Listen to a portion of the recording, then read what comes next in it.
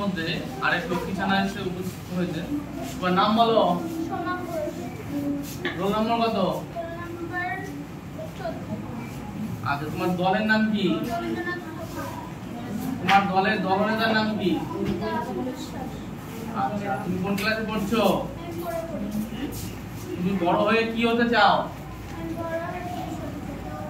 পুলিশরা কি করে? কেউ অন্যায় করলে তাকে ধরে নিয়ে যায়, শাস্তি দেয়, তাই তো? ঠিক আছে। তুমি গরমের ছুটিতে কোথায় বেড়াতে গিয়েছিলে? কোথাও যাওনি? মা নিয়ে যায়নি? বাড়িতে খেলাধুলো করো তো? কি খেলো বাড়িতে? ক্রিকেট খেলো? অন্য কিছু খেলো না? ফুটবল খেলো? ক্রিকেট, ফুটবল বা অন্য কিছু খেলো? খেলবা। ছোটবেলায় মনে যা খেলার ইচ্ছে থাকে সেটাই খেলবা, ঠিক আছে? খেলতে হবে। এই ছোটবেলাটা বড় হয়ে আর পাবি না। এখন মনে যা খুশি করবি, ঠিক আছে?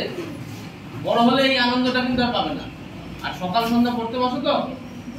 কি বসে সকালবেলা সন্ধ্যাবেলা? ঠিক আছে, আমি মায়ের সঙ্গে কথা বলবো। আচ্ছা, তুমি দিকটা দিকে। আচ্ছা, ও কোন ক্লাসে পড়ে বলতে পারবেন? কোন ক্লাস? রোল কত? ও কোন দলে আছে জানেন? মাকে বলে দেয় দলের নামটা। আমাদের বিদ্যালয়ে দল ভিত্তিক পড়াশোনা হয়, আপনি দলের ব্যাপারটা জেনে নেবেন। হ্যাঁ, প্রতিদিন যখন বিদ্যালয় থেকে বাড়িতে যায় আপনি কি খাতা উল্টে দেখেন?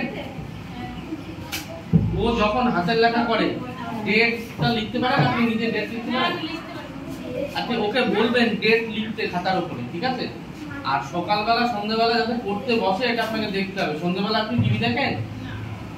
ওর সামনে বসে মোবাইল ঘাটেন? এটা করবেন না জানো, ঠিক আছে?